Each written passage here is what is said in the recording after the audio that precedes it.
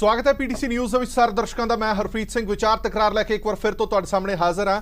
ਇਹ ਕਿਹਾ ਜਾਂਦਾ ਅਕਸਰ ਹੀ ਸਿਆਸਤ ਦੇ ਵਿੱਚ ਸੱਤਾ ਦੇ ਵਿੱਚ ਆਉਣ ਤੋਂ ਪਹਿਲਾਂ ਤੇ ਸੱਤਾ ਦੇ ਵਿੱਚ ਆਉਣ ਤੋਂ ਬਾਅਦ ਹਰ ਸਿਆਸੀ ਲੀਡਰ ਦਾ ਮੁਹਾਜ਼ ਲਿਹਾਜ਼ ਦੋਵੇਂ ਚੀਜ਼ਾਂ ਬਦਲ ਜਾਂਦੀਆਂ ਨੇ। ਇਹ ਯਥਾਰਥ ਹੁੰਦਾ ਦੇਖਿਆ ਵੀ ਹੈ। ਖਾਸ ਤੌਰ ਤੇ ਪੰਜਾਬ ਦੇ ਕਿਸਾਨ ਭਾਈਚਾਰੇ ਨੇ ਤਾਂ ਜ਼ਰੂਰ ਦੇਖਿਆ ਕਿ ਕੈਪਟਨ ਅਮਰਿੰਦਰ ਸਿੰਘ ਸਾਹਿਬ ਜਦੋਂ ਕਾਂਗਰਸ ਪਾਰਟੀ ਦੇ ਵਿੱਚ ਸਨ, ਜਦੋਂ ਸੱਤਾਧਾਰੀ ਧਿਰ ਨਹੀਂ ਸੀ, ਉਦੋਂ ਇਹ ਕਿਹਾ ਜਾਂਦਾ ਸੀ ਕਿ ਹਰ ਤਰ੍ਹਾਂ ਦਾ ਕਿਸਾਨਾਂ ਦਾ ਕਰਜ਼ਾ ਮੁਆਫ ਕੀਤਾ ਜਾਏਗਾ, ਭਾਵੇਂ ਉਹ ਬੈਂਕਾਂ ਦਾ ਹੋਵੇ, ਆੜਤੀਆਂ ਦਾ ਹੋਵੇ, ਸੁਸਾਇਟੀਆਂ ਦਾ ਹੋਵੇ, ਸਾਰਾ ਕਰਜ਼ਾ ਖਤਮ ਕਰ ਦਿੱਤਾ ਜਾਏਗਾ। कोई लिमिट नहीं, कोई किंतु परंतु नहीं किया जाएगा। जदों सत्ताधारी धिर बनी उस तो बाद हर चीज़ बदलती हुई नज़र आई।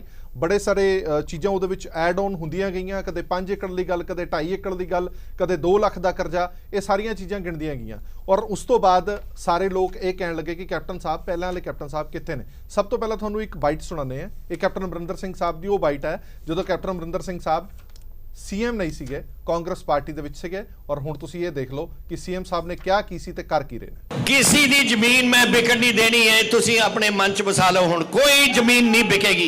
कईयां ने लोन लिते ने कोऑपरेटिवां चों, कईयां ने लिखे ने नैशनल बैंकां चों, कईयां ने आड़तियां तो लिते हुए ने। ये तिन्नां दे जिहड़ा थोड़ा कर्जा है असीं देवांगे, पंजाब सरकार देओगी, तुहानूं पे करन दी लोड़ नहीं। सो ये कैप्टन अमरिंदर सिंह का वो बयान जो उन्होंने कहा सीगा कि किसानों का सारा करजा, मुकम्मल करजा माफ़ कर दिता जाएगा। तो किसान भाईचारे ने भी पूरा विश्वास करके दिल खोल के वोटां पाईयां और भारी मार्जन के नाल सत्ताधारी धिर बनाया कैप्टन अमरिंदर सिंह साहब नूं। और हुण ये गल सामने आई है कि जिन्ने भी किसान सीगे उन्हां दा करजा माफ़ कर दिता गया।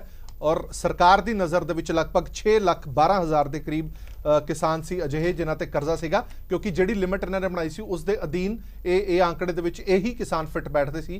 इसलिए हुण किसानां दा करजा लगभग माफ़ हो चुका है ते किसान जिहड़े ने वो कर्ज तो राहत हो चुके हैं। किन्नी कु राहत करजिਆਂ तो किसान भाईचारे नूं मिली है और जिन्नी भी मिली है की फर्क उन्होंने पिया, क्योंकि वड्डी गल यह है कि जदों ये कह दिता गया कि तुहाडा करजा सरकार माफ़ करेगी तो बड़े हुंदे सरदे वाले किसानां ने भी अपने कर्जे बंद करने बंद कर दिते। वो बंद करन दे नाल वो भी करप्ट हुंदे गए ते कर्जिਆਂ ਦੀਆਂ पंडां होर वड्डियां हुंदियां गईयां।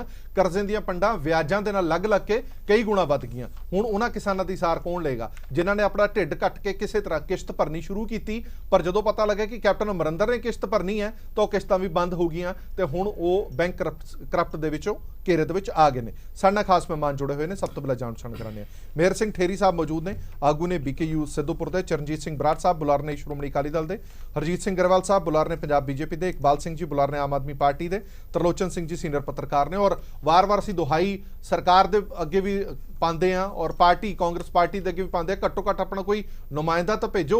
वो जदों तुसीं वादे इन्ने वड्डे वड्डे कर दिते, अज घट्टो घट्ट उन्हां किसानां नूं फेस तो करो, उन्हां सवालों के जवाब तो दिओ कि तुसीं जदों ये कहंदे सी कि पूर्ण कर्जा माफ़ कर दिता जाएगा, कि तुसीं ये मनदे हो कि पूर्ण कर्जा माफ़ हो गया, या तुसीं ये मनदे हो कि किसान पूरी तरह दे नाल कर्ज रहित हो गया। तो कोई जवाब नहीं आता कि साडे कोल कोई बुलारा नहीं है। सब तो पहला ठेरी साहब, ये गल हुण सामने आ रही है कि संपूर्ण कर्जा माफ़ी की गल करन तो बाद 2 एकड़ तक 5 एकड़ तक गल्लां हुंदियां रहियां, विच उणताइयां आंदियां रहियां, और हुण तां गल इत्थों तक आ गई है कि हुण ढक्कण की तैयारी कर रहे हैं कि जिन्ना पैसा सी माफ़ करना सी वो कर चुके हैं। इस तो बाद ये लगता है कि हुण किसान कर्ज माफ़ हो गया। ये तो जी एक ढकवंज बनाया इन्हां ने। कर्जा माफ़ी जे गिणीए तो पंजाब च किसी किसान की होई हो नहीं, क्योंकि जिहड़ा वायदा कीता सी सारे किसानां दा माफ़ कर दिता जाऊगा।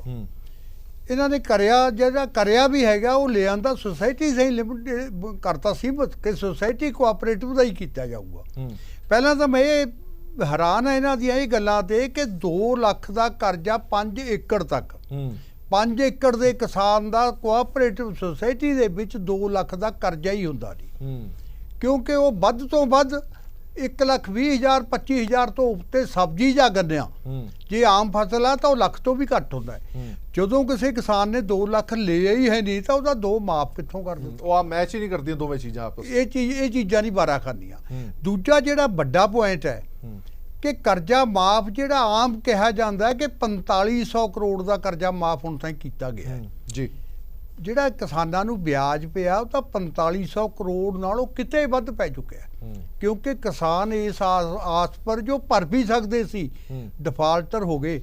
ਡਿਫਾਲਟਰ ਹੋਣ ਨਾਲ ਜਿਹੜਾ ਵਿਆਜ ਦਾ ਰੇਟ ਆ ਉਹ ਵੱਧ ਜਾਂਦਾ ਹੈ। ਕੋਆਪਰੇਟਿਵ ਸੁਸਾਇਟੀ ਦਾ ਹੀ ਸਾਨੂੰ 9% ਬਣ ਗਿਆ, ਜਿਹੜਾ ਕਿ ਰੈਗੂਲਰ ਤਾਰਨ ਵਾਲੇ ਨੂੰ 4% ਦੇਣਾ ਪੈਂਦਾ ਹੈ, ਉਹ 9 ਵਾਧੂ ਪਰ ਖੇਰ ਸਾਹਿਬ ਚਲੋ ਮੈਂ ਹੁੰਦੇ ਸੁਰਦੇ ਕਿਸਾਨਾਂ ਦੀ ਗੱਲ ਨਹੀਂ ਕਰਦਾ, ਜਿਹੜੇ ਮਾਤੜ ਸੀਗੇ 4500 ਕਰੋੜ ਰੁਪਈਆ ਕਟਿਆ ਤਾਂ ਨਾ, ਕਰਜ਼ਾ ਤਾਂ ਮਾਫ ਕੀਤਾ ਨਾ, ਤੇ ਉਹਨਾਂ ਦਾ ਤੁਹਾਨੂੰ ਨਹੀਂ ਲੱਗਦਾ ਕਿ ਕੁਝ ਭਲਾ ਹੋਇਆ ਕਿ ਹੋਇਆ ਹੀ ਨਹੀਂ? ਉਹਨਾਂ ਦਾ ਭਲਾ ਕਿਸ ਤਰ੍ਹਾਂ ਹੋਇਆ ਜੀ? ਉਹਨਾਂ ਦਾ ਨੁਕਸਾਨ ਹੋ ਗਿਆ। ਇੱਕ ਤਾਂ ਉਹਨਾਂ ਨੂੰ ਆੜਤੀਆਂ ਨੇ ਵੀ ਕਰਜ਼ਾ ਦੇਣਾ ਬੰਦ ਕਰ ਦਿੱਤਾ, ਕੋਆਪਰੇਟਿਵ ਸੁਸਾਇਟੀਆਂ ਨੇ ਵੀ ਅੱਗੇ ਵਾਸਤੇ ਉਹਨਾਂ ਦਾ ਲੋਨ ਘਟਾ ਦਿੱਤਾ ਹੈ। ਉਹ ਕਿਸਾਨ ਸਕਾ ਮਾਰਿਆ ਫਿਰਦਾ, ਜਿਹੜਾ ਕਰਜ਼ੇ ਆੜਤੀਆਂ ਤੋਂ ਬਚਿਆ ਹੋਇਆ ਸੀ ਹੁਣ ਆੜਤੀਆਂ ਦੇ ਜਾਲ 'ਚ ਫੇਰ ਫਸ ਗਿਆ। ਜਦੋਂ ਕੋਆਪਰੇਟਿਵ ਸੁਸਾਇਟੀ ਨੂੰ ਇਹਨਾਂ ਨੇ ਅੱਗੇ ਵਾਸਤੇ ਕਰ ਦਿੱਤਾ ਕਿ ਇਹਦਾ ਲੋਨ ਹੈ ਜਿਹੜਾ ਉਹ ਬਹੁਤਾ ਘੱਟ ਕਰ ਦੂੰ, ਉਹ ਜਦ ਘੱਟ ਕਰ ਦਿੱਤਾ ਉਹਦੇ ਨਾਲ ਕਿਸਾਨ ਦੀ ਫਸਲ ਪਲਦੀ ਨਹੀਂ ਹੈਗੀ, ਉਹਨੂੰ ਕਿਸੇ ਨਾ ਕਿਸੇ ਪਾਸੇ ਤੋਂ ਲੋਨ ਤਾਂ ਲੈਣਾ ਪਊਗਾ। ਇਹਦੇ ਨਾਲ ਕਿਸਾਨ ਨੂੰ ਰਾਹਤ ਨਹੀਂ ਮਿਲੀ, ਕਿਸਾਨ ਸਕਾ ਜਕੜਿਆ ਗਿਆ ਹੋਰ ਕਰਜ਼ੇ ਵਿੱਚ। ਅੱਛਾ, ਜਿਹੜੀ ਗੱਲ ਪਹਿਲਾਂ ਕੀਤੀ ਜਾ ਰਹੀ ਸੀ ਸੱਤਾਧਾਰੀ ਧਿਰ ਬਣਨ ਤੋਂ ਪਹਿਲਾਂ ਕਾਂਗਰਸ ਕਹਿ ਰਹੀ ਸੀ ਕਿ ਸਾਨੂੰ ਸਭ ਪਤਾ ਹੈ ਕਿ ਕਿਹੜੇ ਕਿਸਾਨ ਦੇ ਸਿਰ ਕਿੰਨਾ ਕਰਜ਼ਾ ਚੜਿਆ ਹੋਇਆ, 95,000 ਕਰੋੜ ਦੀ ਵੀ ਗੱਲ ਹੋਈ, ਬੜੇ ਮੋਟੀਆਂ ਰਕਮਾਂ ਦੀ ਵੀ ਗੱਲ ਹੋਈ, ਪਰ ਉਹਦੇ ਦੇ ਵਿੱਚੋਂ ਜਦੋਂ ਅਸੀਂ 4500 ਕਰੋੜ ਰੁਪਈਆ ਲੈਸ ਕਰ ਦਿੰਦੇ ਆ, ਤੁਹਾਨੂੰ ਲੱਗਦਾ ਕਿ ਕੁਝ ਘਟਿਆ ਜਾਂ ਪਰਨਾਲਾ ਉੱਥੇ ਦਾ ਉੱਥੇ ਹੀ? ਇਹ ਕੱਪੜੇ ਕਹਾਵਤ ਆ ਜੀ ਵੀ ਊਂਟ ਪਰ ਤੇ ਛਾਲਣੀ ਲਾ ਲਓ ਤੇ ਉਹਦਾ ਭਾਰ ਹੌਲਾ ਕਰ ਦੋ। ਸਾਨੂੰ ਤਾਂ ਇਹੀ ਚੀਜ਼ ਲੱਗਦੀ ਹੈ ਵੀ 92,000 ਕਰੋੜ ਚੋਂ 4500 ਕਰੋੜ, ਫਿਰ 4500 ਕਰੋੜ ਨਾਲੋਂ ਵਿਆਜ ਅਸੀਂ ਵਾਧੂ ਦੇ ਚੁੱਕੇ ਆ, ਤੇ ਸਾਨੂੰ ਉਹਦਾ ਕੀ ਫਾਇਦਾ ਹੋਇਆ? ਜੇ ਵਾਅਦਾ ਕੀਤਾ ਸੀ ਤਾਂ ਉਸ ਵਾਅਦੇ ਨੂੰ ਜਿੱਥੋਂ ਜਿਹੜੀ ਅੱਜ ਵੀ ਤੁਸੀਂ ਖਬਰ ਪੜ੍ਹੋ ਇੱਕ ਕਿ ਇੱਕ ਕਿਸਾਨ 2.5 ਲੱਖ ਪਿੱਛੇ ਖੁਦਕੁਸ਼ੀ ਕਰ ਗਿਆ, ਉਹ ਬੈਂਕ ਦਾ ਕਰਜ਼ਾ ਹੈ। ਕੋਆਪਰੇਟਿਵ ਸੁਸਾਇਟੀ ਜਿਹੜਾ ਕਰਜ਼ੇ ਪਿੱਛੇ ਅੱਜ ਤੱਕ ਮੇਰਾ ਖਿਆਲ ਆ ਪੰਜਾਬ 'ਚ ਇੱਕ ਵੀ ਕਿਸਾਨ ਨਹੀਂ ਲੱਭੂਗਾ ਜਿਹਨੇ ਕੋਆਪਰੇਟਿਵ ਪਿੱਛੇ ਖੁਦਕੁਸ਼ੀ ਕੀਤੀ ਹੋਵੇ। ਤਾਂ ਇਹ ਆਪਣਾ ਵਾਅਦਾ ਕਿਸ ਤਰ੍ਹਾਂ ਕਹਿੰਦੇ ਅਸੀਂ ਪੂਰਾ ਕਰ ਦਿੱਤਾ ਹੈ। ਠੀਕ ਹੈ। ਇਕਬਾਲ ਸਿੰਘ, ਮੈਨੂੰ ਚੰਗੀ ਤਰ੍ਹਾਂ ਯਾਦ ਹੈ ਕਿ ਅਸੀਂ ਜਦੋਂ ਸਰਕਾਰ ਦੇ ਬੁਲਾਰਿਆਂ ਤੋਂ ਪੁੱਛਦੇ ਸੀ, ਉਹ ਕਹਿੰਦੇ ਸੀ ਇਹ ਸ਼ੁਰੂਆਤ ਹੈਗੀ ਹੈ, ਇੱਕ ਅਸੀਂ ਛੋਟੇ ਕਿਸਾਨਾਂ ਨੂੰ ਪਹਿਲਾਂ ਫੜ ਰਹੇ ਹਾਂ ਕਿ ਉਹਨਾਂ ਨੂੰ ਕਰਜ਼ ਮੁਕਤ ਕੀਤਾ ਜਾਵੇ, ਉਸ ਤੋਂ ਬਾਅਦ ਕੈਟੇਗਰੀ ਵਧਾਈ ਜਾਏਗੀ ਔਰ ਇੱਕ ਅਜਿਹਾ ਦੌਰ ਵੀ ਆਏਗਾ ਜਦੋਂ ਪੂਰਨ ਕਰਜ਼ਾ ਮਾਫ ਹੋ ਜਾਏਗਾ। ਪਰ ਇਹ ਲੱਗਦਾ ਹੈ ਕਿ ਇਹ ਤਾਂ ਜਿਵੇਂ ਇਹਨਾਂ ਨੇ ਕਿਹਾ ਕਿ ਊਂਟ ਦੇ ਸਿਰ ਤੋਂ ਛਾਣਨੀ ਲਾਉਣ ਵਾਲੀ ਗੱਲ ਹੋਈ ਹੈ, ਹੁਣ ਇਹ ਲੱਗਦਾ ਕਿ ਸਿਰਫ ਇਹ ਵਾਅਦਾ ਪੂਰਾ ਕਰਨ ਵਾਲੀ ਕੋਈ ਗੱਲ ਹੀ ਨਹੀਂ ਸੀਗੀ, ਕਰਜ਼ਾ ਮਾਫੀ ਵਾਲੀ ਜਾਂ ਪੂਰਨ ਕਰਜ਼ਾ ਮਾਫੀ ਵਾਲੀ ਤਾਂ ਗੱਲ ਹੀ ਕੋਈ ਨਜ਼ਰ ਨਹੀਂ ਆ ਰਹੀ ਹੁਣ। ਦੇਖੋ ਹਰਪ੍ਰੀਤ ਜੀ, ਬਨਾਰਸ ਦੇ ਠੱਗ ਸੁਣੀਦੇ ਸੀ ਪਹਿਲਾਂ, ਪਰ ਪੰਜਾਬ 'ਚ ਠੱਗੀ ਕਿਵੇਂ ਲੋਕ ਮਾਰਦੇ ਆ ਐਨ ਪ੍ਰਤੱਖ ਸੁਣ ਲਿਆ। ਹੁਣ ਲੋਕਾਂ ਨੂੰ ਐਨ ਪਤਾ ਲੱਗ ਗਿਆ, ਸਿਆਸਤਦਾਨ ਕੋ ਫਿਰ ਪੰਜਾਬ ਦੇ ਲੋਕਾਂ ਤੇ ਇਤਬਾਰ ਹਟ ਜਾਏਗਾ। ਹਾਂ ਚਲੋ ਸਿਆਸਤਦਾਨ ਆਪਾਂ ਕਹਿ ਦਿੰਦੇ, ਮੈਂ ਗਲਤ ਵਰਡ ਯੂਜ਼ ਕਰ ਗਿਆ। ਤੇ ਵਾਅਦਾ ਜਿਹੜਾ ਕੀਤਾ ਸੀ ਟੋਟਲ ਉਹਨਾਂ ਦੀ ਵੀਡੀਓ 'ਚ ਤੁਸੀਂ ਦੇਖ ਹੀ ਲਿਆ, ਟੋਟਲ ਗੱਲ ਸੀ ਕਰਜ਼ੇ ਦੀ। ਹੁਣ ਜਿਹੜਾ ਮਾਫ ਹੋਇਆ ਇਹਨੂੰ ਅਸੀਂ ਕਰਜ਼ਾ ਨਹੀਂ ਕਹਿੰਦੇ, ਕਿ ਸੈਲਫ ਹੈਲਪ ਗਰੁੱਪ ਬਣਾਏ ਹੋਏ ਆ, ਉਹਨਾਂ ਦੇ ਆਪਣੇ ਹੀ ਪੈਸੇ ਹੈਗੇ ਕਿਸਾਨਾਂ ਦੇ, ਤੇ ਉਹ ਤਾਂ ਉੱਥੇ ਕੋਈ ਜ਼ਮੀਨ ਬਾਉਂਡ ਨਹੀਂ ਹੈ। ਜਿੱਥੇ ਕਰਜ਼ਾ ਉਹ ਹੁੰਦਾ ਜਿੱਥੇ ਤੁਹਾਡੀ ਜ਼ਮੀਨ ਬਾਉਂਡ ਹੈ, ਜਿਹੜੀ ਤੁਹਾਡੀ ਉਹਨਾਂ ਨੇ ਆਕਸ਼ਨ ਕਰ ਦੇਣੀ ਜੇ ਤੁਸੀਂ ਨਹੀਂ ਉੱਥੇ ਕਰਜ਼ਾ ਦਿੰਦੇ ਹੈਗੇ।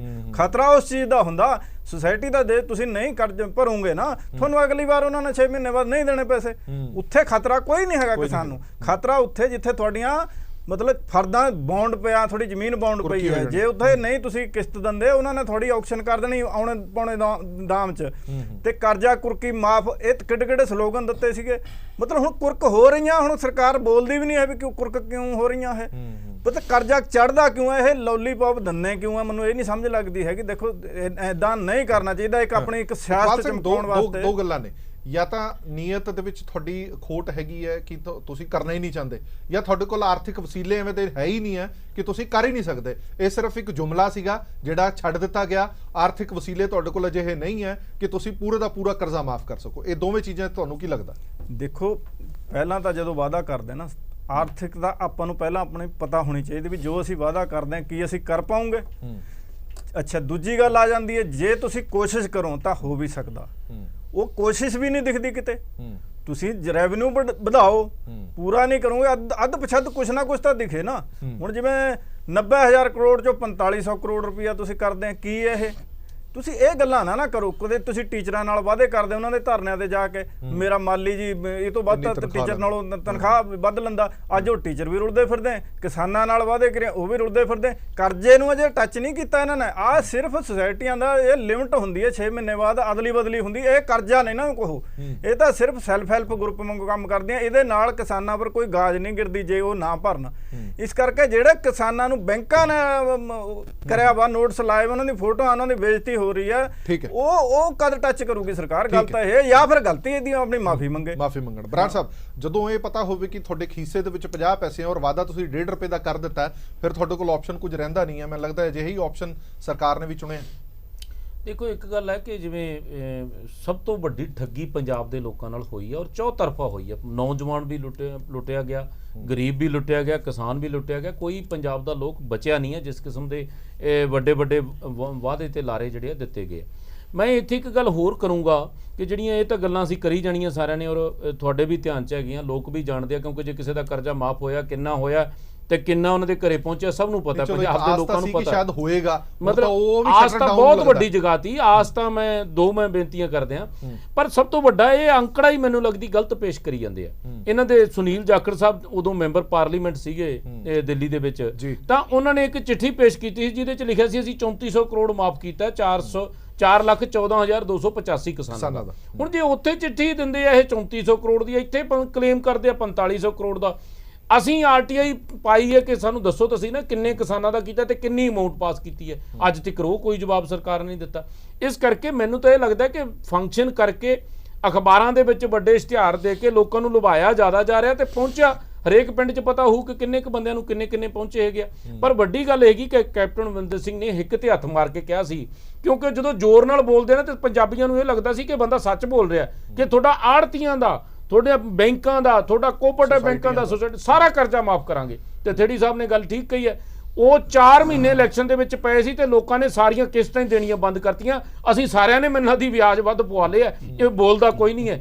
ਇਸ ਕਰਕੇ ਲਾਲਚ ਸਭ ਨੂੰ ਹੋ ਗਿਆ ਕਿ ਚਲੋ ਜੇ ਸਰਕਾਰ ਹੀ ਦਿੰਦੀ ਹੈ ਤੇ ਫਿਰ ਇਹ ਤੋਂ ਵਧੀਆ ਗੱਲ ਕੀ ਹੈ। ਪਰ ਜਿਸ ਕਿਸਮ ਦੀ ਠੱਗੀ ਕੈਪਟਨ ਅਮਰਿੰਦਰ ਸਿੰਘ ਨੇ ਮਾਰੀ ਹੈ, ਹੈਰਾਨੀ ਦੀ ਗੱਲ ਹੈ ਕਿ ਬੰਦਾ ਐਡੀਆਂ ਗੱਲਾਂ ਕਰਕੇ ਤੇ ਉਸ ਤੋਂ ਬਾਅਦ 5-10% ਵੀ ਜਿਹੜਾ ਹੈਗਾ ਉਸ ਤੇ ਪੂਰਾ ਨਹੀਂ ਉਤਰਦਾ। ਅੱਛਾ, ਨਹੀਂ, ਮੈਂ ਇੱਕ ਸਵਾਲ ਮੈਂ ਦੁਹਰਾ ਰਿਹਾ, ਜਦੋਂ ਇਹ ਥੋੜੀ ਜਿਹੀ ਕਰਜ਼ਾ ਮਾਫੀ ਦੀ ਗੱਲ ਚੱਲੀ, ਥੋੜੇ ਜਿਹੇ ਕਿਸਾਨਾਂ ਦੇ ਪੈਸੇ ਉਤਰੇ ਵੀ, ਇੱਕ ਆਸ ਤੇ ਉਮੀਦ ਸੀਗੀ ਜਿਵੇਂ ਇਹਨਾਂ ਨੇ ਕਿਹਾ ਕਿ ਦੂਜੇ ਫੇਸ ਦੇ ਵਿੱਚ ਵੀ ਬੈਂਕ ਵੀ ਲਿਆਵਾਂਗੇ, ਤੀਜੇ ਫੇਸ ਦੇ ਵਿੱਚ ਅਸੀਂ ਆੜਤੀਏ ਵੀ ਲਿਆਵਾਂਗੇ। ਪਰ ਹੁਣ ਜਿਹੜੀ ਗੱਲ ਆ ਰਹੀ ਹੈ ਕਿ ਹੁਣ ਇੰਨਾ ਕੀ ਪੈਸਾ ਸੀਗਾ, ਇੰਨੇ ਕੀ ਕਿਸਾਨਾਂ ਦੀ ਨਿਸ਼ਾਨਦੇਹੀ ਹੋਈ ਹੈ ਤੇ ਇੰਨਾ ਕੀ ਕਰਜ਼ਾ ਅਸੀਂ ਮਾਫ ਕਰਨਾ ਹੈਗਾ, ਇਹ ਜ਼ਿਆਦਾ ਦੁਖਦਾਈ ਨਹੀਂ ਹੈ? ਇੱਕ ਆਸ ਤੇ ਉਮੀਦ ਤੇ ਪੂਰਾ ਸੰਸਾਰ ਟਿਕਿਆ ਰਹਿੰਦਾ। ਉਹਦਾ ਕਾਰਨ ਇੱਕੋ ਹੀ ਹੈ ਵੀ ਲੋਕ ਸਭਾ ਦੀਆਂ ਵੋਟਾਂ ਵੀ ਲੈਣੀਆਂ ਸੀ ਇਹ ਲਾਰੇ ਲਾ ਕੇ, ਉਹ ਫਿਰ ਠੱਗੀ ਮਾਰ ਲਈ ਵੀ ਚੱਲ ਅਗਲੇ ਗੇੜੇ ਸਾਡਾ ਨਾਂ ਆ ਜਾਊਗਾ। ਤੇ ਇਹਨਾਂ ਨੇ ਨਾਰਾ ਕੀ ਦਿੱਤਾ ਸੀ, ਕਰਜ਼ਾ ਕੁਰਕੀ ਖਤਮ ਤੇ ਫਸਲ ਦੀ ਪੂਰੀ ਰਕਮ। ਆ ਮੈਂ ਚੁੱਗੇ ਕਲਾਂ ਦੇ ਇੱਕ ਕਿਸਾਨ ਦੀ ਹੁਣੇ ਸਟੋਰੀ ਪੜ੍ਹ ਰਿਹਾ ਸੀ, 4500 ਰੁਪਇਆ ਲਿਆ ਤੇ 7 ਲੱਖ ਰੁਪਏ ਦੇ ਵਿੱਚ ਜ਼ਮੀਨ ਦੀ ਕੁਰਕੀ ਹੋਈ ਉਹਦੀ।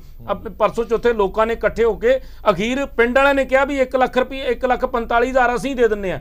4500 ਰੁਪਏ ਦਾ ਸੌਦਾ 1,45,000 ਚ ਮੁੱਕ ਰਿਹਾ ਤੇ ਡਾਂਗ ਖੜੱਕਾ ਹੋਇਆ ਕਿ ਕੁਰਕੀ ਰੋਕਣ ਲਈ, ਤੇ ਕੁਰਕੀ ਰੁਕੀ ਨਹੀਂ ਹੈ ਸਰਕਾਰ ਵੱਲੋਂ। ਤੇ ਕੈਪਟਨ ਸਾਹਿਬ ਦਾ ਪੋਸਟਰ ਬੁਆਏ ਜਿਹੜਾ ਬੁੱਧ ਸਿੰਘ ਸੀਗਾ, ਉਹਦਾ ਕਰਜ਼ਾ ਜਿਹੜਾ ਹੈਗਾ ਉਹ ਨਹੀਂ ਮਾਫ ਕੀਤਾ। ਉਲਟਾ ਜੇ ਸ਼੍ਰੋਮਣੀ ਅਕਾਲੀ ਦਲ ਨੇ ਮਾਫ ਕਰਤਾ, ਉਹਨੇ ਕਿਤੇ ਦੱਸਤਾ ਵੀ ਉਹਨਾਂ ਨੇ ਮਾਫ ਕੀਤਾ ਤੇ ਉਲਟਾ ਉਹਨੂੰ ਕੋਟੀ ਦਿੱਤਾ। ਮਤਲਬ ਇਹ ਹਾਲਾਤ ਕੀ ਪੈਦਾ ਕਰਨਾ ਚਾਹੁੰਦੇ, ਮਤਲਬ ਡਰਾ ਕੇ ਲੋਕਾਂ ਨੂੰ ਨਾਲ ਜੋੜਨਾ ਚਾਹੁੰਦੇ। ਇਸ ਕਰਕੇ ਮੈਂ ਸਮਝਦਾ ਠੱਗੀ ਲੋਕਾਂ ਨਾਲ ਵੱਡੀ ਵੱਜ ਗਈ ਹੈ ਔਰ ਵੱਡੇ ਸਬਜ਼ ਬਾਗ ਦਿਖਾਏ ਸੀ, ਜਿਹੜਾ ਕਿ ਆਉਣ ਵਾਲੇ ਸਮੇਂ ਦੇ ਵਿੱਚ ਖਮਿਆਜਾ ਕਾਂਗਰਸ ਪਾਰਟੀ ਨੂੰ ਭੁਗਤਣਾ ਪਏਗਾ। ਗਰੇਵਾਲ ਸਾਹਿਬ ਖਮਿਆਜਾ ਭੁਗਤਣ ਦੀ ਇਹ ਗੱਲ ਕਰਦੇ ਨੇ ਕਿ ਜਿਹੜੇ ਸਬਜ਼ ਬਾਗ ਵਿਖਾਏ ਜਾਂਦੇ ਨੇ ਔਰ ਉਹਨਾਂ ਦੀ ਜਵਾਬਦੇਹੀ ਹੈ ਜਿਹੜੀ ਉਹ ਇਲੈਕਸ਼ਨਸ ਦੇ ਵਿੱਚ ਹੀ ਹੁੰਦੀ ਹੈ। ਪਰ ਹੈਰਾਨਗੀ ਤਾਂ ਇਹ ਹੈ ਕਿ ਹੁਣੇ ਤਾਂ ਇਲੈਕਸ਼ਨ ਹੋ ਕੇ ਹਟੀ ਹੈ, ਹੁਣੇ ਲੋਕ ਸਭਾ ਦੀਆਂ ਚੋਣਾਂ ਹੋ ਕੇ ਹਟੀਆਂ ਨੇ, ਪੰਜਾਬ 'ਚ ਤਾਂ ਕਾਂਗਰਸ ਨੇ ਵਧੀਆ ਪਰਫਾਰਮ ਕੀਤਾ।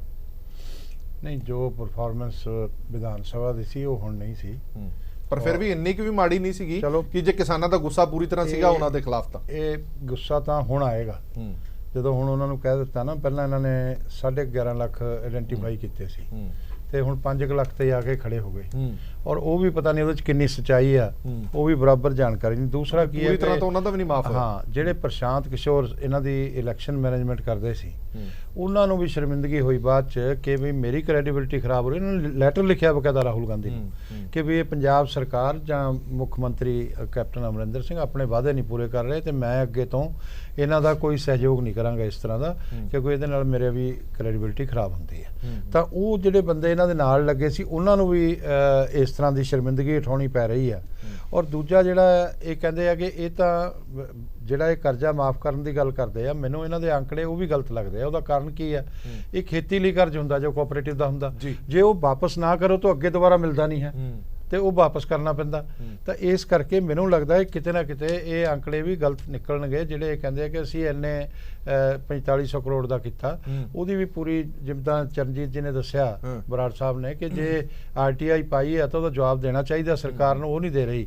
ਔਰ ਮੈਂ ਸਮਝਦਾ ਕਿ ਪੰਜਾਬ ਦੇ ਲੋਕ ਠੱਗੇ ਗਏ, ਉਹਨਾਂ ਨਾਲ ਬਹੁਤ ਬੜਾ ਧੋਖਾ ਹੋ ਗਿਆ। ਔਰ ਕੈਪਟਨ ਅਮਰਿੰਦਰ ਸਿੰਘ ਦੇ ਆਉਣ ਤੋਂ ਬਾਅਦ ਇਹਨਾਂ ਦੀ ਕਾਰਗੁਜ਼ਾਰੀ ਔਰ ਇਹਨਾਂ ਦੇ ਝੂਠੇ ਵਾਅਦਿਆਂ ਕਰਕੇ ਕਿਸਾਨਾਂ ਦੀ ਜਿਹੜੀ ਆਤਮ ਹੱਤਿਆਵਾਂ ਨੇ ਉਹਦੇ 'ਚ ਬਹੁਤ ਬੜੋਤਰੀ ਹੋਈ ਹੈ।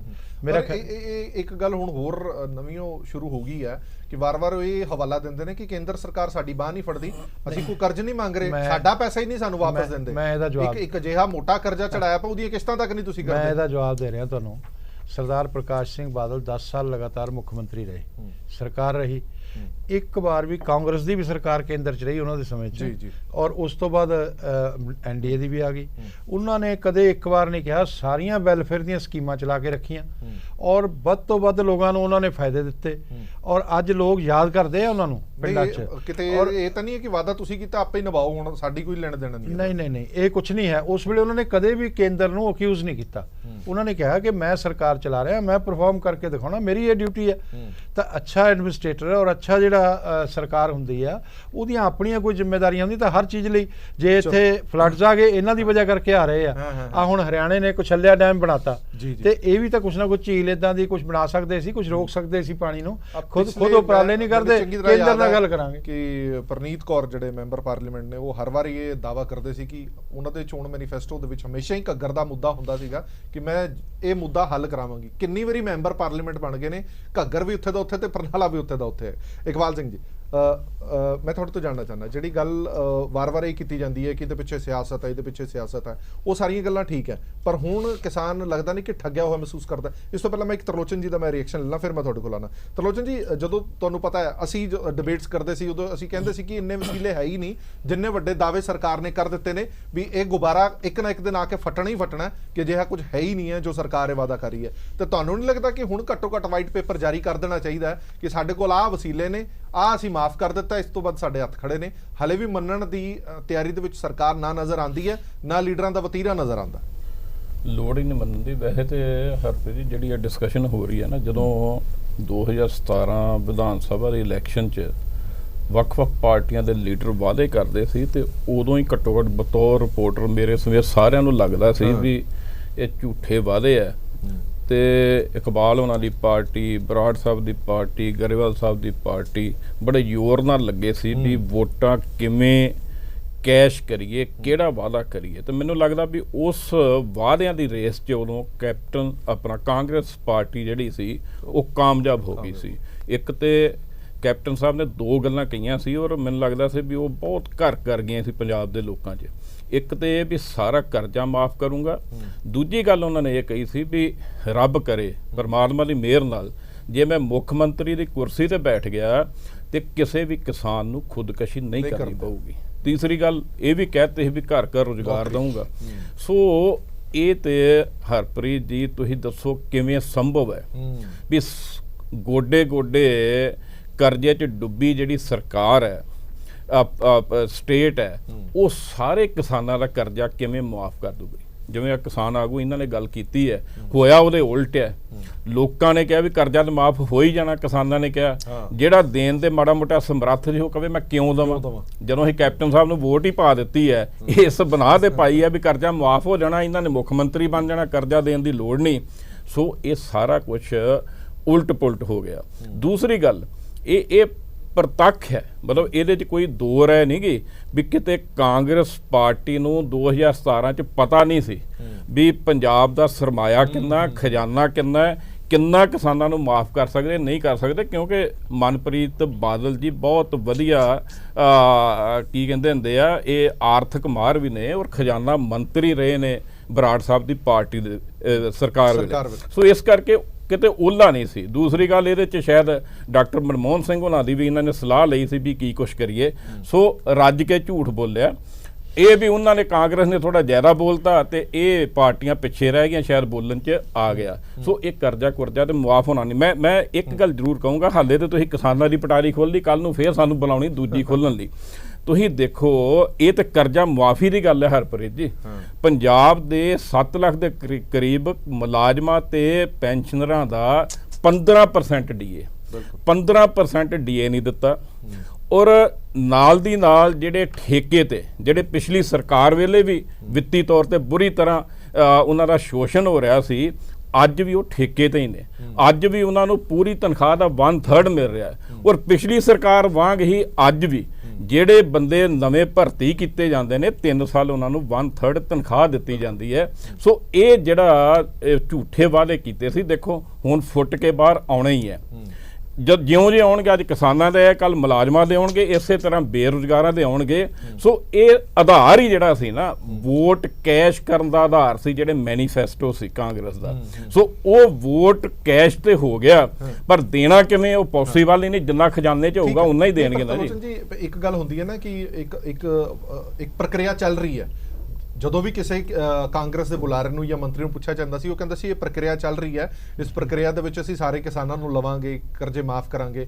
ਹੁਣ ਜਦੋਂ ਤੁਸੀਂ ਉਹ ਪ੍ਰਕਿਰਿਆ ਨੂੰ ਬੰਦ ਹੀ ਕਰ ਦਿੱਤਾ, ਉਸ ਪ੍ਰਕਿਰਿਆ ਨੂੰ ਮੁਕੰਮਲ ਕਹਿ ਦਿੱਤਾ ਕਿ ਇਹ ਮੁਕੰਮਲ ਹੋ ਗਈ ਹੈ, ਹੁਣ ਤੁਹਾਡੇ ਕੋਲ ਕਹਿਣ ਜਾਂ ਕਰਨ ਨੂੰ ਕੁਝ ਨਹੀਂ ਹੈ। ਹੁਣ ਜਦੋਂ ਤੁਹਾਡੇ ਤੋਂ ਕੋਈ ਪੁੱਛੇਗਾ ਵੀ ਤੁਸੀਂ ਕਿਸਾਨਾਂ ਦਾ ਕਰਜ਼ਾ ਮਾਫ ਕਰ ਦਿੱਤਾ, ਤਾਂ ਤੁਹਾਨੂੰ ਨਹੀਂ ਲੱਗਦਾ ਕਿ ਬੜੀ ਸਥਿਤੀ ਬੜੀ ਗੰਭੀਰ ਬਣ ਜਾਏਗੀ ਕਿ ਜਵਾਬ ਕੀ ਦਈਏ? ਹੁਣ ਜਵਾਬ ਜਿਹੜੇ ਸਿਆਸੀ ਲੀਡਰ ਨੇ ਉਹਨਾਂ ਨੂੰ ਜਵਾਬ ਦੇਣਾ ਹੁੰਦਾ। ਮੈਨੂੰ ਨਹੀਂ ਲੱਗਦਾ ਵੀ ਕੈਪਟਨ ਸਰਕਾਰ ਇੰਨੀ ਕੱਚੀ ਕੂਲੀ ਹੈ ਵੀ ਕਿਤੇ ਕਹਿ ਦੂਗੀ ਵੀ ਇਹਨੂੰ ਠੱਪ ਕਰ ਦਿੱਤਾ। ਹੋ ਸਕਦਾ ਕਿਸੇ ਮੰਤਰੀ ਕੋਲੋਂ ਸੱਚ ਜਾਂ ਕਿਸੇ ਰਿਪੋਰਟ ਦੀ ਗੱਲ ਤੁਹਾਡੇ ਕੋਲ ਆ ਗਈ ਹੋਵੇ, ਪਰ ਉਹ ਇਹੀ ਕਹਿਣਗੇ ਵੀ 2022 ਤੱਕ ਸਾਰਿਆਂ ਦਾ ਕਰਜ਼ਾ ਮਾਫ ਕਰਾਂਗੇ, ਕਿਉਂਕਿ ਅੱਗੇ ਵੀ ਜਿਮਨੀ ਚੋਣਾਂ ਆਉਣੀਆਂ ਨੇ, ਉਹਦੇ 'ਚ ਵੀ ਇਹਨਾਂ ਨੇ ਵੋਟਾਂ ਲੈਣੀਆਂ ਨੇ। ਇਸੇ ਤਰ੍ਹਾਂ 22 ਦੀ ਇਲੈਕਸ਼ਨ ਵੀ ਬਹੁਤੀ ਦੂਰ ਨਹੀਂ ਰਹਿ ਗਈ। ਸੋ ਇਸ ਕਰਕੇ ਇਹ ਨਹੀਂ ਮੰਨਣਗੇ ਵੀ ਅਸੀਂ ਕਰਜ਼ਾ ਮਾਫ ਨਹੀਂ ਕਰਨਗੇ, ਕਹਿਣਗੇ ਕਰਜ਼ਾ ਮਾਫ ਕਰਾਂਗੇ ਪਰ ਕਰਨਗੇ ਨਹੀਂ। ਠੀਕ ਹੈ, ਇੱਕ ਛੋਟਾ ਜਿਹਾ ਮੈਂ ਬ੍ਰੇਕ ਲੈ ਲਵਾਂ। ਛੋਟੇ ਜਿਹੇ ਬ੍ਰੇਕ ਤੋਂ ਬਾਅਦ ਜਲਦ ਹਾਜ਼ਰ ਹੋਣੇ ਆ। ਜਿਹੜੇ ਕਿਸਾਨਾਂ ਦੀ ਫਸਲ ਖਰਾਬ ਹੋਈ ਹੈ ਉਸ ਤੇ ਵੀ ਥੋੜਾ ਜਿਹਾ ਚਾਨਣਾ ਪਾਉਂਦੇ।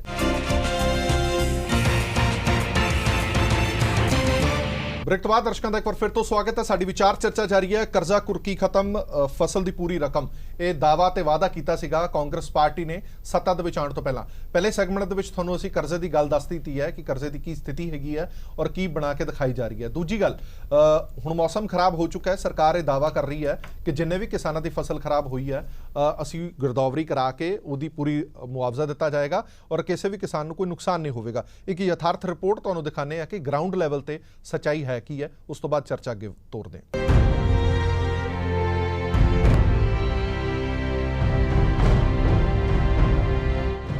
ਕੁਦਰਤ ਦੀ ਮਾਰ ਨੇ ਕਿਸਾਨਾਂ ਨੂੰ ਝੰਬ ਕੇ ਰੱਖ ਦਿੱਤਾ। ਪਹਿਲਾਂ ਪੁੱਤਾਂ ਵਾਂਗ ਪਾਲੀ ਫਸਲ ਨੂੰ ਪਾਣੀ ਰੋੜ ਕੇ ਲੈ ਗਿਆ ਤੇ ਹੁਣ ਸਰਕਾਰ ਦੀ ਆਨਾਕਾਨੀ ਨੇ ਕਿਸਾਨਾਂ ਨੂੰ ਵੱਡੀ ਮੁਸੀਬਤ ਦੇ ਵਿੱਚ ਪਾਇਆ ਹੋਇਆ। ਹੋਰ ਤਾਂ ਹੋਰ, ਮੁੱਖ ਮੰਤਰੀ ਕੈਪਟਨ ਅਮਰਿੰਦਰ ਸਿੰਘ ਦੇ ਆਪਣੇ ਜ਼ਿਲ੍ਹੇ ਪਟਿਆਲਾ ਦੇ ਕਿਸਾਨਾਂ ਦੀ ਸਾਰ ਲੈਣ ਵਾਲਾ ਕੋਈ ਨਹੀਂ। ਬੀਤੇ ਦਿਨੀ ਕੈਪਟਨ ਸਾਹਿਬ ਦੀ ਹਵਾਈ ਪਹਿਲਵਾਨੀ ਗੇੜੀ ਪਟਿਆਲਾ ਦੇ ਕਿਸਾਨਾਂ ਦੇ ਗਲੇ ਨਹੀਂ ਉਤਰ ਰਹੀ।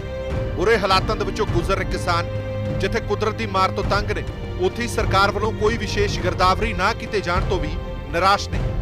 ਉਡੀਕਦੇ ਰਹੇ ਕਿ ਕੋਈ ਅਫਸਰ ਆਏਗਾ, ਉਹਨਾਂ ਦੀ ਸਾਰ ਲਵੇਗਾ, ਫਸਲ ਦੀ ਗਿਰਦਾਵਰੀ ਕਰੇਗਾ, ਪਰ ਉਡੀਕ ਖਤਮ ਨਾ ਹੋਈ। ਥੱਕ ਹਾਰ ਕੇ ਕਿਸਾਨਾਂ ਨੇ ਇੱਕ ਵਾਰ ਫਿਰ ਕੋਸ਼ਿਸ਼ ਕੀਤੀ ਹੈ ਝੋਨੇ ਨੂੰ ਦੁਬਾਰਾ ਲਗਾਉਣ ਦੀ, ਜਿਸ ਲਈ ਉਹਨਾਂ ਨੂੰ ਵੱਡੀ ਰਕਮ ਵੀ ਅਦਾ ਕਰਨੀ ਪੈ ਰਹੀ ਹੈ। ਪਨੀਰੀ ਵੀ ਮਹਿੰਗੀ ਤੇ ਲੇਬਰ ਵੀ, ਜਿਸ ਤੋਂ ਪਰੇਸ਼ਾਨ ਕਿਸਾਨ ਦੇ ਕੋਲ ਸਵਾਏ ਸਰਕਾਰ ਨੂੰ ਕੋਸਣ ਦੇ ਕੁਝ ਨਹੀਂ ਬਚਿਆ।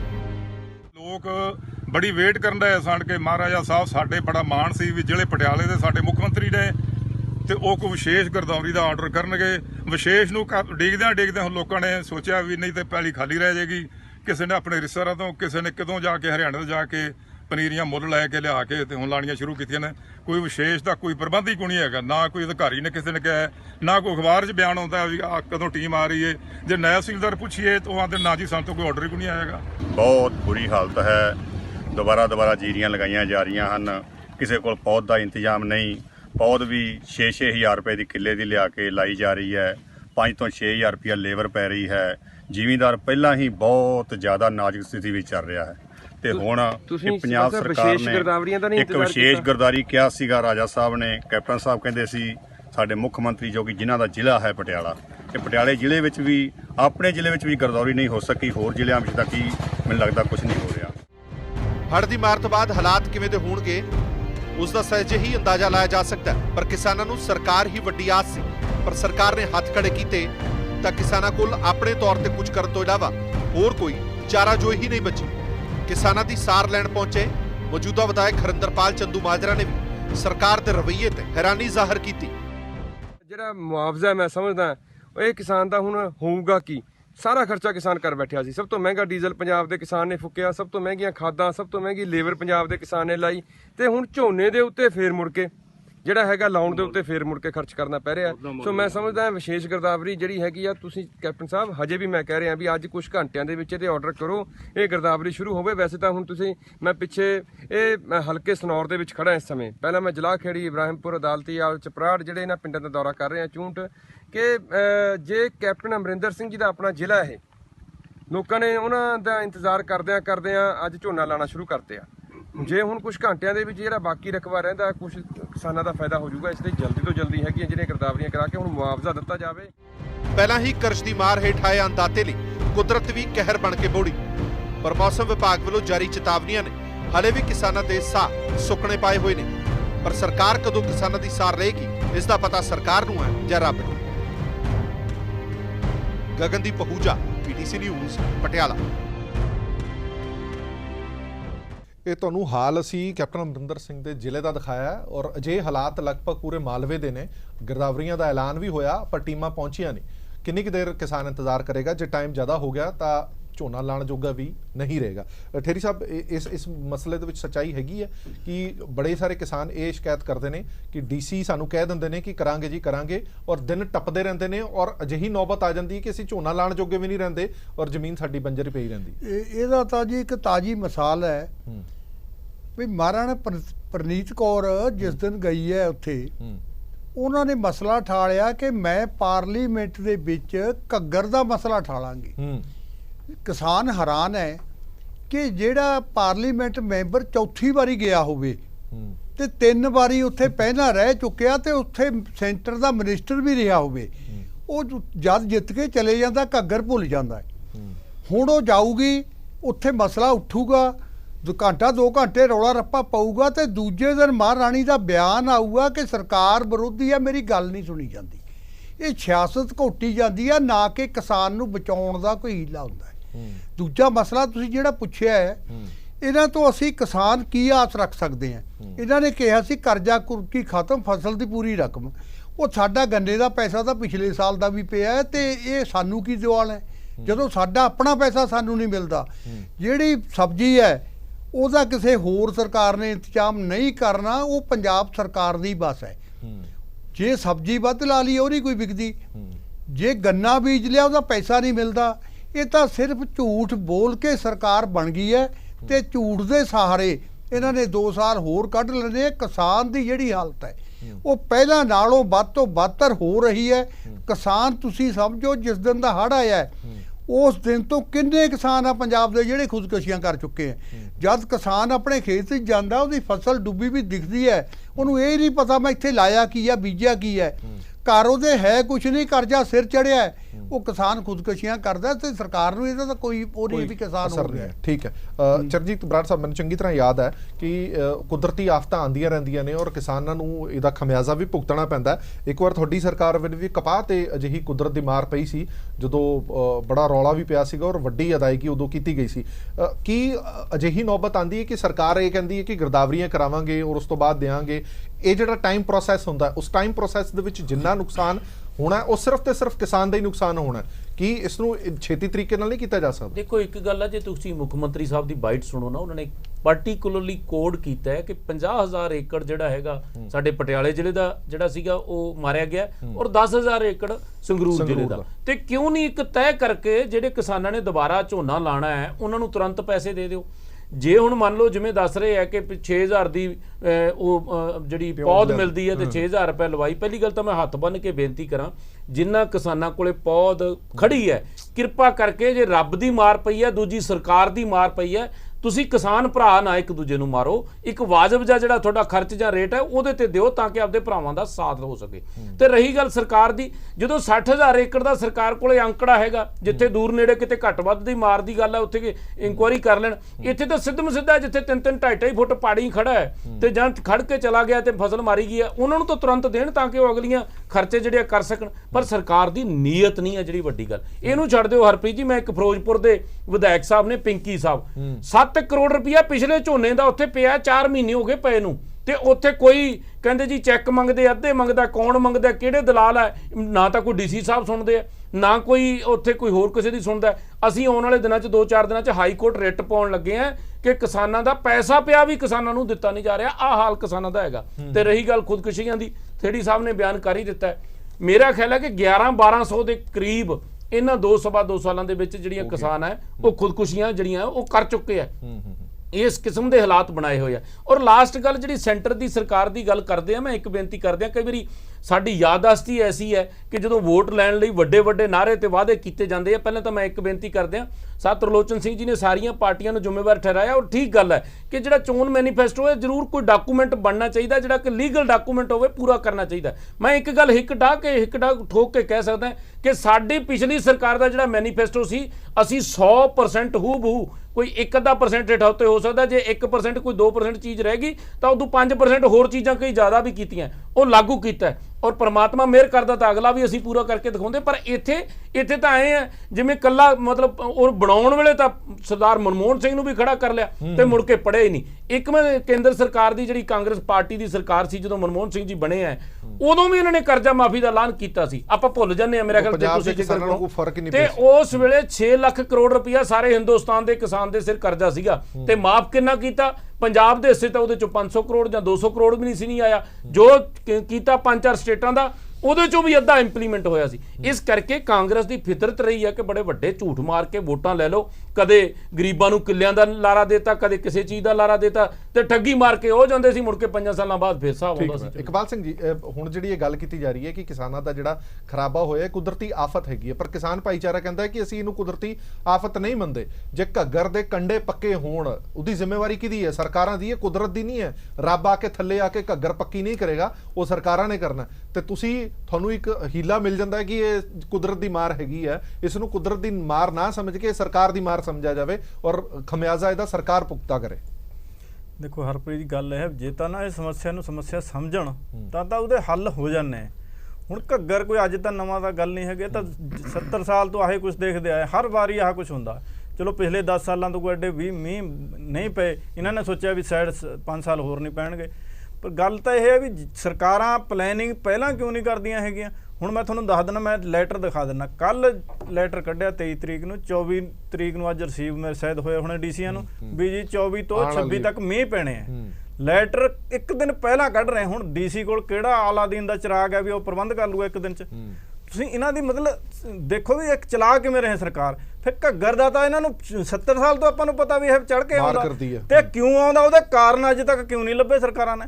ਉੱਥੇ ਭਗਵੰਤ ਮਾਨ ਨੇ ਖੜ ਕੇ ਦੱਸਿਆ ਵੀ ਉਹਦਾ ਜਿਹੜਾ ਬ੍ਰਿਜ ਹੈ ਨਾ ਭਾਖੜਾ ਦਾ, ਉਹ ਬਹੁਤ ਨੀਵਾਂ ਹੈ, ਉੱਥੇ ਡੱਕ ਲੱਗਦੀ ਹੈ, ਉਹਦੇ ਕਰਕੇ ਜਾਂ ਉਛਲਦਾ ਨਾ ਉਹ ਕਿਨਾਰੇ ਤੋੜ ਦਿੰਦਾ। ਉਹਨੂੰ ਅੰਡਰਗਰਾਉਂਡ ਸਾਈਫਨ ਕਿਉਂ ਨਹੀਂ ਕਰ ਦਿੰਦੇ? ਮਤਲਬ ਕਿਸੇ ਨੇ ਕੋਈ ਗੌਰ ਕੀਤੀ ਨਹੀਂ। ਮੁਆਵਜ਼ਾ ਦੇਣ ਨੂੰ ਕਹਿ ਦਿੰਦੇ ਸਾਡੇ ਕੋਲ ਫੰਡ ਆਏਗੇ, ਅਸੀਂ ਮੁਆਵਜ਼ਾ ਦੇਵਾਂਗੇ। ਉਹ ਜੇ ਮੁਆਵਜ਼ੇ ਨਾਲ ਅੱਧਾ ਪੈਸਾ ਵੀ ਉੱਥੇ ਲਾ ਦੋ ਤੁਸੀਂ, ਉਹ ਕਿਸਾਨ ਬਚ ਜਾਣ। ਹਰ ਵਾਰ ਉਹਨਾਂ ਦੀ ਸਮੱਸਿਆ ਕਿਉਂ ਨਹੀਂ ਹੱਲ ਕਰਦੇ ਇਹ? ਇਸ ਕਰਕੇ ਸਰਕਾਰਾਂ ਲੋਕਾਂ ਦਾ ਤਾਂ ਲੋਕ ਤਾਂ ਏਜੰਡੇ ਦੇ ਹੈ ਨਹੀਂ ਨਾ ਇਹਨਾਂ ਦੇ। ਇਹਨਾਂ ਦਾ ਝੂਠ ਤੂਫਾਨ ਬੋਲ ਕੇ ਇੱਕ ਵਾਰ ਸੱਤਾ ਪਰ ਬੈਠ ਜਾਣਾ, ਉਹ ਤੋਂ ਬਾਅਦ 5 ਸਾਲ ਮੌਜਾਂ ਕਰਨੀਆਂ। ਆਹ ਲੈਟਰ ਕੱਢ ਦੇਣੇ, ਡਿਊਟੀ ਖਤਮ ਹੈ।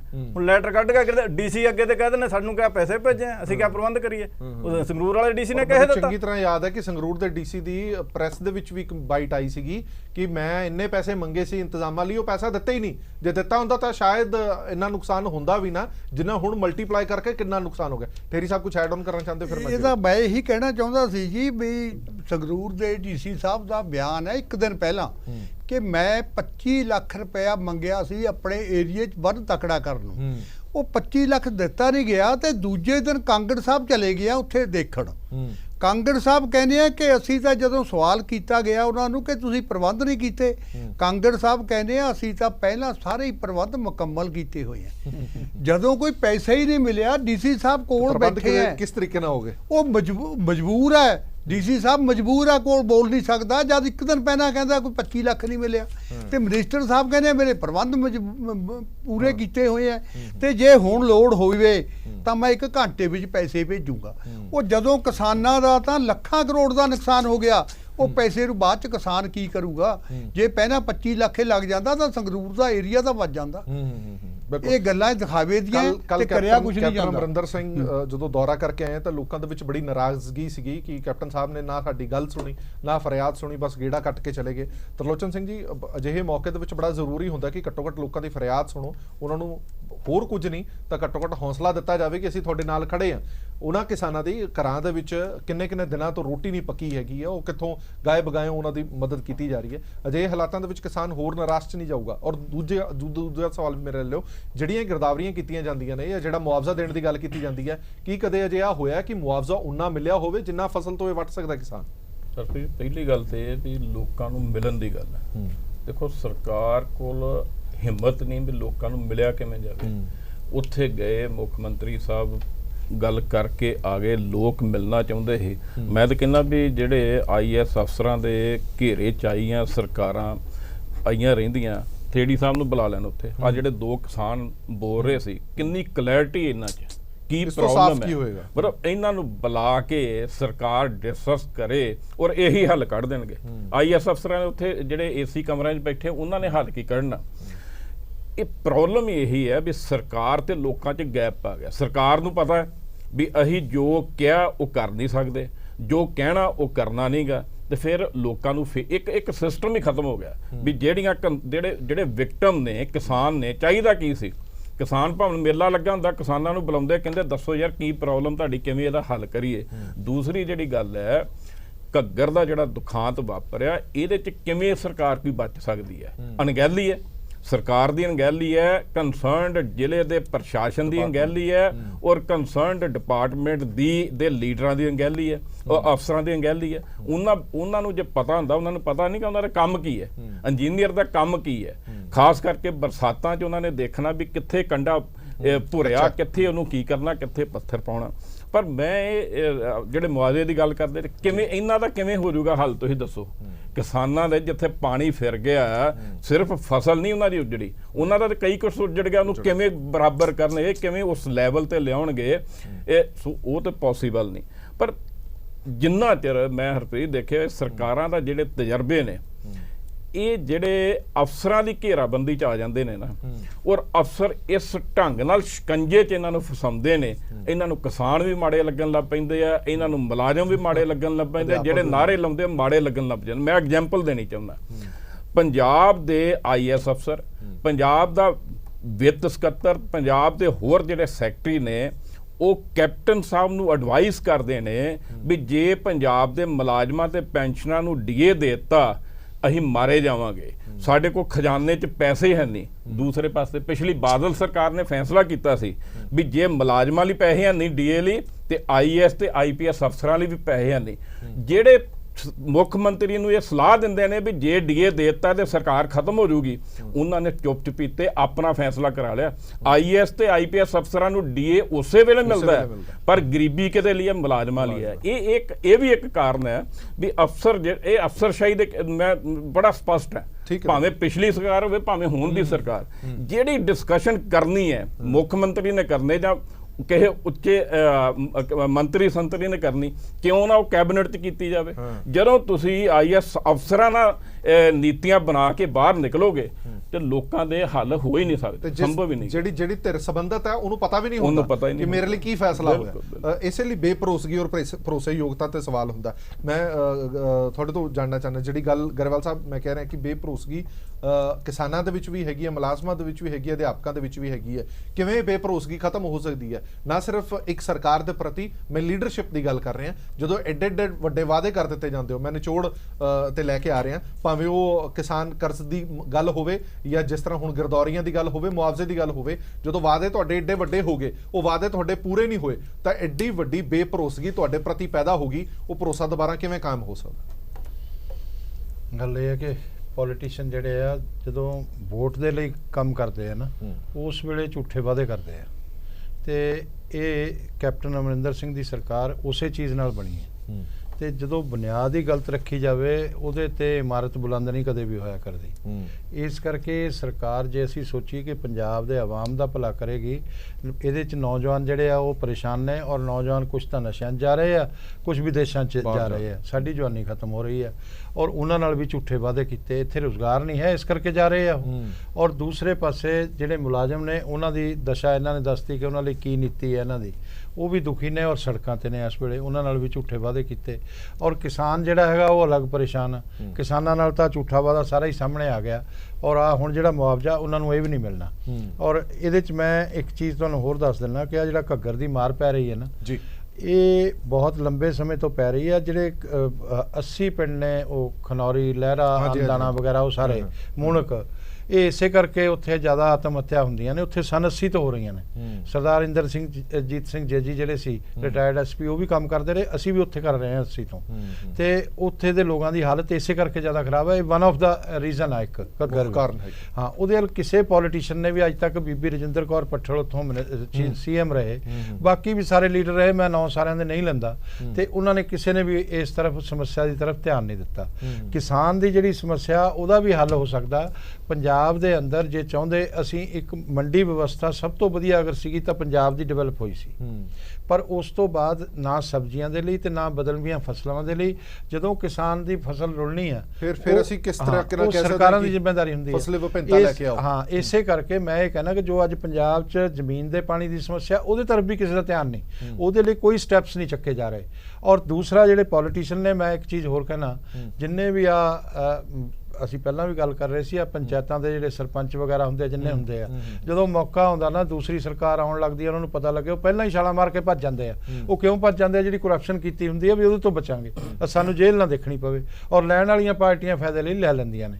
ਇਸ ਲਈ ਇਹ ਵਿਵਸਥਾ ਜਿਹੜੀ ਹੈ ਠੀਕ ਕਰਨ ਦੀ ਜ਼ਰੂਰਤ ਆ, ਔਰ ਲੀਡਰਾਂ ਦੀ ਮਾਨਸਿਕਤਾ ਵੀ ਠੀਕ ਕਰਨ ਦੀ ਜ਼ਰੂਰਤ ਆ। ਬਹੁਤੇ ਲੀਡਰ ਜਿਹੜੇ ਆ ਉਹ ਮਿਸ਼ਨ ਦੇ ਲਈ ਪੋਲਿਟਿਕਸ 'ਚ ਨਹੀਂ ਹੈ, ਉਹ ਕਮਿਸ਼ਨ ਦੇ ਲਈ ਪੋਲਿਟਿਕਸ 'ਚ ਨੇ, ਉਹ ਜਲਦੀ ਅਮੀਰ ਬਣਨ ਦੇ ਲਈ ਆਉਂਦੇ ਆ। ਇਸੇ ਕਰਕੇ ਰਾਜਨੀਤੀ ਨੂੰ ਠੀਕ ਦਿਸ਼ਾ ਨਹੀਂ ਮਿਲ ਰਹੀ, ਇਸੇ ਕਰਕੇ ਜਿਹੜੀਆਂ ਇਸ ਪਾਰਟੀ ਤੋਂ ਉਹ ਪਾਰਟੀ, ਉਹ ਪਾਰਟੀ ਤੋਂ ਉਹ ਪਾਰਟੀ ਟਪੂਸੀਆਂ ਮਾਰ ਰਹੇ। ਬਿਲਕੁਲ, ਬਹੁਤ ਬਹੁਤ ਧੰਨਵਾਦ ਸਾਰੇ ਮਹਿਮਾਨਾਂ ਦਾ ਇਸ ਪੂਰੀ ਵਿਚਾਰ ਚਰਚਾ 'ਚ ਬਣੇ ਰਹਿਣ ਦੇ ਲਈ। ਅੰਤ ਦੇ ਵਿੱਚ ਮੌਜੂਦਾ ਹਾਲਾਤ, ਮੈਂ ਮੌਜੂਦਾ ਕਹਿ ਰਿਹਾ ਕਿਉਂਕਿ ਆਸ ਤੇ ਪੂਰੀ ਦੁਨੀਆ ਕਾਇਮ ਹੈਗੀ, ਮੌਜੂਦਾ ਹਾਲਾਤ ਤਾਂ ਕਿਸਾਨਾਂ ਦੇ ਫੇਵਰ ਦੇ ਵਿੱਚ ਨਹੀਂ ਹੈਗੇ, ਭਾਵੇਂ ਉਹ ਕੁਦਰਤ ਦੇ ਹੋਣ, ਭਾਵੇਂ ਸਰਕਾਰਾਂ ਦੇ ਹੋਣ, ਭਾਵੇਂ ਸਰਕਾਰੀ ਐਲਾਨਨਾਮਿਆਂ ਦੇ ਹੋਣ, ਪਰ ਉਮੀਦ ਅਸੀਂ ਜ਼ਰੂਰ ਕਰਦੇ ਹਾਂ ਕਿ ਘੱਟੋ ਘੱਟ ਕਿਸਾਨਾਂ ਦੀ ਬਾਂਹ ਇਸ ਔਖੇ ਵੇਲੇ ਜ਼ਰੂਰ ਸਰਕਾਰਾਂ ਫੜਨ। ਸਰਕਾਰਾਂ ਨਾ ਫੜਨ ਤਾਂ ਘੱਟੋ ਘੱਟ ਕਿਸਾਨ ਭਾਈਚਾਰਾ ਆਪਣੇ ਕਿਸਾਨ ਭਾਈਚਾਰੇ ਦੀ ਬਾਂਹ ਜ਼ਰੂਰ ਫੜੇ। ਦੇਸ਼ ਦੁਨੀਆ ਦੀ ਬਾਕੀ ਖਬਰਾਂ ਲਈ ਬਣੇ ਰਹੋ PTC ਨਿਊਜ਼ ਦੇ ਨਾਲ। ਧੰਨਵਾਦ।